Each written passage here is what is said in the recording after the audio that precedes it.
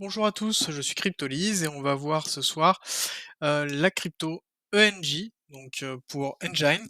Donc c'est un protocole et une plateforme qui permet notamment la gestion et la création de NFT avec une application, enfin une facilité d'application sur un ensemble de jeux et sur un ensemble de plateformes. Donc c'est vraiment le concept même, c'est d'offrir la possibilité de créer à faible coût des NFT, de leur attribuer des attributs, que ce soit des codes promotion, que ce soit des attributs en jeu, liés directement au NFT, et ensuite de les déployer comme on le souhaite. En l'occurrence, c'est un projet qui existe, depuis, quand même un certain temps, qui a, des partenariats assez forts, notamment dont un avec Microsoft, donc qui est un projet qui, en tout cas sur le NFT, est quand même très, très présent et peut être considéré à l'heure actuelle comme un des possibles leaders à venir sur le domaine du NFT. Pourquoi? Parce que dans un premier temps, leur kit de développement est très accessible.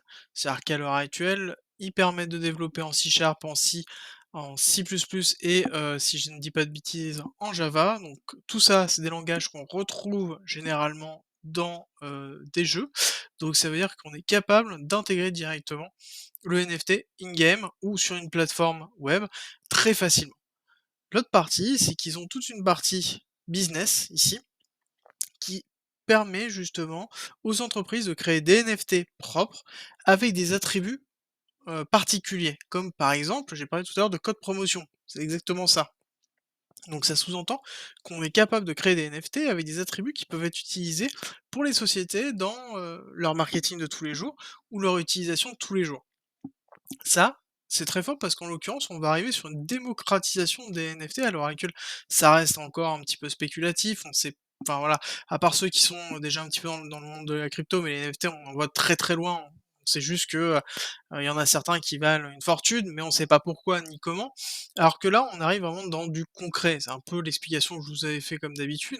C'est-à-dire que pour moi, si on a, un projet sur lequel on a une partie concrète, avec une évolution, justement de l'écosystème de la blockchain, à travers les NFT notamment. Pour moi, c'est un projet qui, peut jouer justement un acteur majeur là-dessus, devenir un acteur majeur là-dessus et faire évoluer les choses. Donc il y a toute une explication, leur site est très bien fait pour l'explication de qu'est-ce qu'un NFT. Ils ont rajouté un certain nombre de mise en place, comme par exemple l'utilité et la notion de rareté qui a été mise en place. Ils ont tout un wallet qui est, très, très bien fait. Mais pour moi, c'est pas ça qui est intéressant. Actuellement, Bungie est en train de lancer un nouveau projet qui s'appelle Infinity. On voit d'ailleurs que là, ils sont en train de faire un crowdloan. Donc si vous ne savez pas ce que c'est, un crowdloan, c'est globalement un financement participatif, d'accord? Donc globalement, on prête, donc c'est, via, notamment par exemple Polkadot, on prête des dots. Ces dots vont être attribués au projet et en l'occurrence, ça permet de financer le projet. Alors qu'est-ce que Infinity? Infinity, c'est une décentralisation du métaverse. C'est-à-dire que c'est sur Polkadot, donc c'est-à-dire que sur une infrastructure cross-chain, donc qui permet justement de taper sur l'ensemble des blockchains qui sont reliées, c'est très très fort, et globalement, ils vont offrir une notion de métaverse. Alors on ne sait pas encore exactement si c'est, alors on sait qu'il va avoir un métaverse intégré, mais même de base, ils vont avoir tout un système d'outils propres au métaverse qui mettront à disposition, je pense, à d'autres métaverses, notamment à travers la création de NFT, et cetera. Donc on a un gros, gros projet derrière qui, peut voir le jour et peut justement, mettre le premier pied à l'étrier dans le monde du métaverse avec, une optimisation et une gestion des NFT fait par Engine. Donc du coup, à ce moment-là, un leader, du marché à ce moment-là. Donc on se retrouve vraiment sur un projet solide, en tout cas, d'un point de vue, fondamental, hein. Tant que, en tout cas, les NFT, continuent, à le justement leur adhésion au niveau du public et qu'on continue à créer de l'utilité au niveau des NFT. Parce que pour l'instant, à part le fait de dire que ça existe et qu'on leur donne une rareté, il n'y a pas encore de véritable utilité pure qui ont été mises en place dans la vie de tous les jours et pour les entreprises, mais c'est en train de se faire au fur et à mesure et à partir du moment où il y aura des jeux, par exemple des triple A qui commenceront à utiliser des NFT et avoir une démocratisation, je pense que là on verra, une expansion assez forte de tout ça. Je vais m'arrêter pour la partie fondamentale. Avant on attaque la partie technique, juste un petit mot pour vous dire que vous rappeler que je ne suis pas un conseiller d'investissement. tout simplement, je vous présente des projets sur lesquels, je regarde mon analyse fondamentale, mon analyse technique par la suite. C'est plus ou moins ce que je fais, ce que je vais faire, ce que je vois. À vous de m'utiliser comme un indicateur et de vous renseigner à côté, d'utiliser d'autres personnes, d'autres, contenus, heu, d'autres supports pour pouvoir justement affiner votre stratégie et pouvoir, construire, votre stratégie d'investissement. Concernant l'analyse technique. Alors, on va faire assez simple parce qu'en l'occurrence, le graphique est assez simple en lui-même.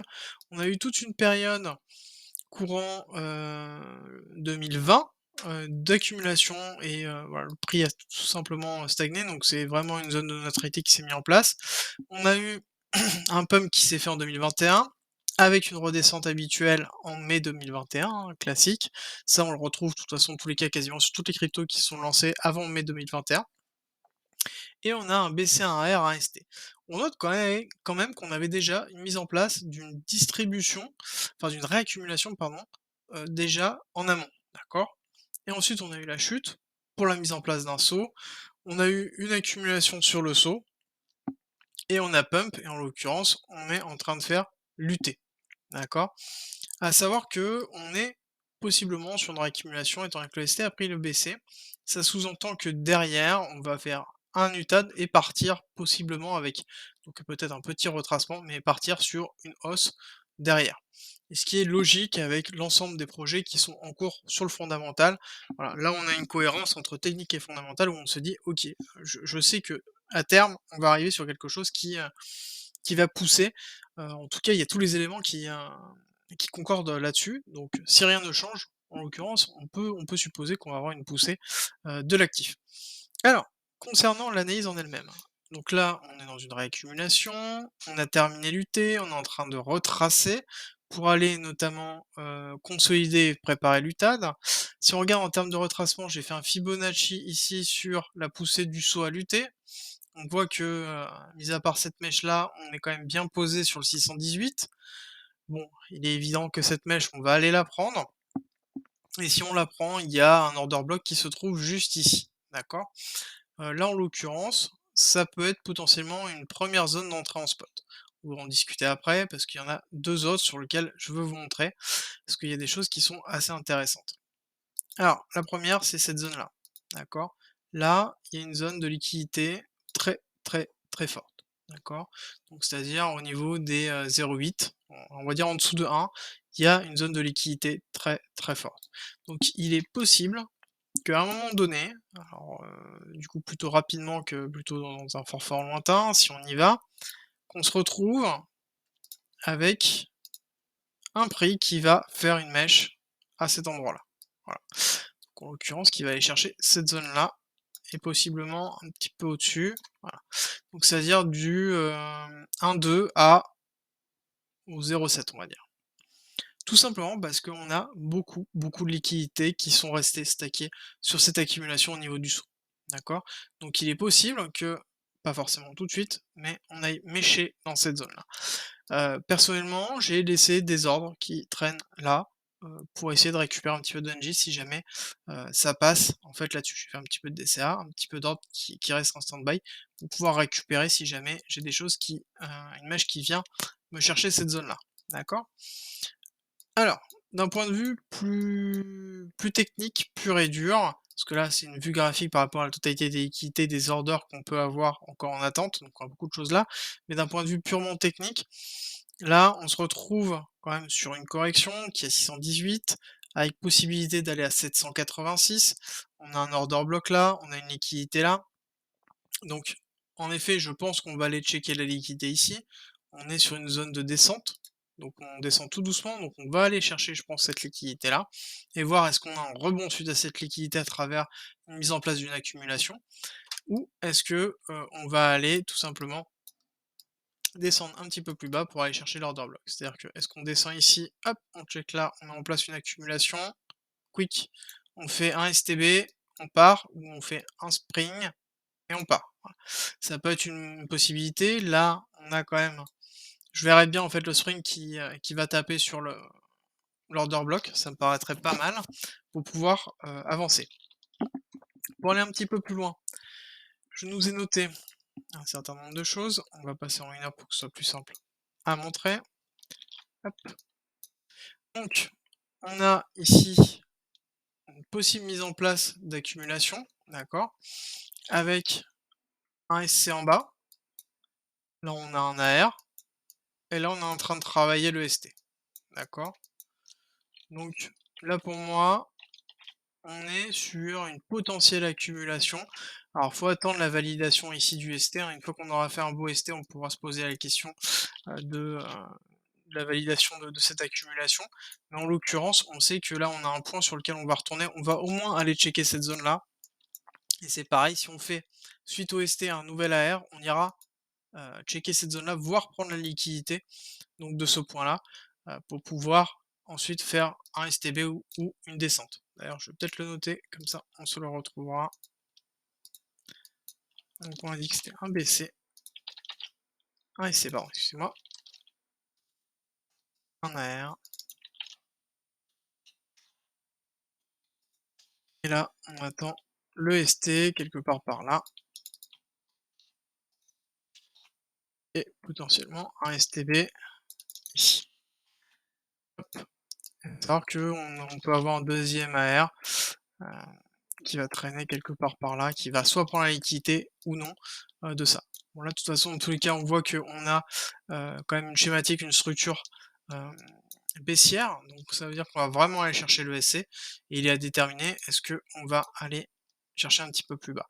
Là, on voit qu'il y a une diminution de la tendance quand même baissière, là, sur la schématique, la fin de schématique, parce qu'en l'occurrence, on voit qu'on a des difficultés à aller chercher ce plus bas, hein. On va y aller, dans tous les cas, il est évident que on va prendre ici, mais on n'arrive pas, on n'a pas réussi à le prendre du premier coup, donc ça veut dire qu'il y a quand même une volonté à pousser.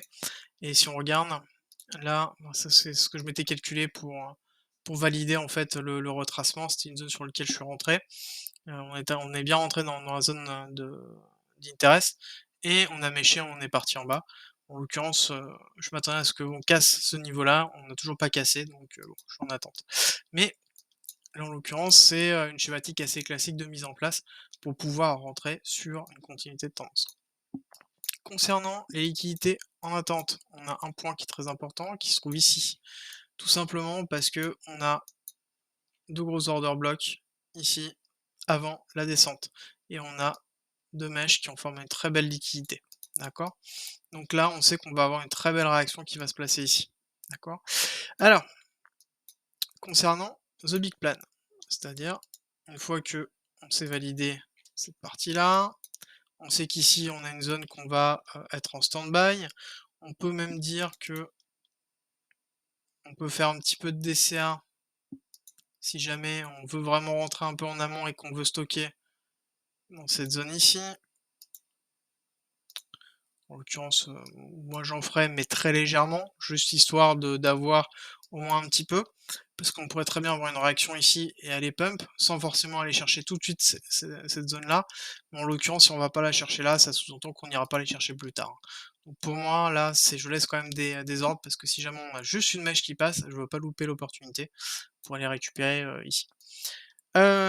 Donc, pour les objectifs, j'ai tiré donc la première poussée, on a un 618 qui se trouve ici, et un 278 à 10, d'accord. Si on fait, d'ailleurs je ne l'ai pas fait, on va faire une continuité de tendance sur la première poussée qu'on a eue. Hop, tac. Donc là, on se retrouve quand même avec des objectifs sur lesquels on peut avoir une marge. On pourrait avoir un objectif qui se trouve, hop, juste décaler tout ça. On va placer l'objectif entre les deux, parce que globalement, on peut très bien mécher pour mécher jusqu'au 7, hein, d'accord? Donc c'est pour ça que je tire les deux. Ça me permet de voir en fait une zone sur laquelle on va avoir une réaction. On peut avoir la bougie qui va se clôturer ici et la mèche qui va là, d'accord? Donc il est intéressant de toujours pouvoir avoir cette visibilité sur une potentielle mèche. Et si je valide ici, admettons un passage sur, on va chercher à minima ici, et si on va chercher là, la fin de la zone spot, ouais, Donc en l'occurrence, on pourra voir si jamais on repart sur une progression identique avec une clôture sur, la validation du SC, on aurait, possiblement un objectif à, 8 657 avec potentiellement un retracement entre les 2. Donc ça, c'est un deuxième objectif qu'on pourrait se mettre en tête, pour un petit peu plus tard. Heu, on va se le noter pour un peu plus tard. Tac. Donc on va mettre ça là et on est bon. Donc je résume. Fondamental, OK. Gros projet, sur le métaverse. Je pense que, ils ont toutes les cartes, en main pour, être un acteur majeur du NFT dans les métaverses. Ils sont en train de se diriger là-dessus avec un nouveau projet qu'ils sont en train de lancer, où ils vont rentrer directement dans la matière du métaverse. Ils vont avoir la main sur les technologies et sur l'univers du métaverse. Donc ils ont vraiment toutes les mains pour pouvoir proposer un pléthore de services aux entreprises et un pléthore de services aux utilisateurs. Donc on a du potentiel. La technique nous dit que, on a des bons objectifs, on a des zones de spot potentielles à aller récupérer, si jamais on n'est toujours pas rentré et globalement, dans tous les cas, on doit aller faire à minima l'UTAD, pour avant de faire un petit retracement et continuer de la progression. Ce qui pourrait être cohérent avec les projets justement de Engine où on a, Effinity qui est en cours de crowdloan et donc qui va certainement, sortir bientôt une alpha.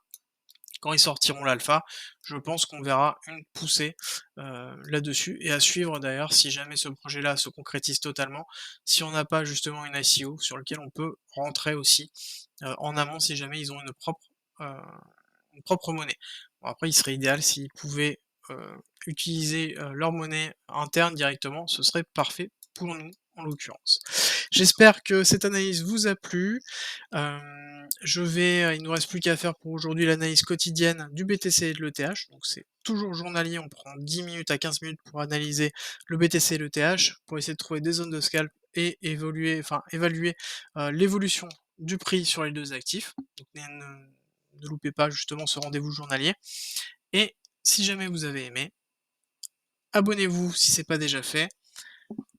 Mettez un petit commentaire, ça me fait grandement plaisir, j'essaie de les lire, au maximum et d'y répondre au maximum et un petit pouce bleu. En tout cas, ça me fait plaisir de partager cette passion avec vous et j'espère que vous êtes passionnés aussi, que ce soit de trading ou de blockchain ou de crypto. En tout cas, c'est les 3 et je vous dis à très bientôt pour une nouvelle vidéo.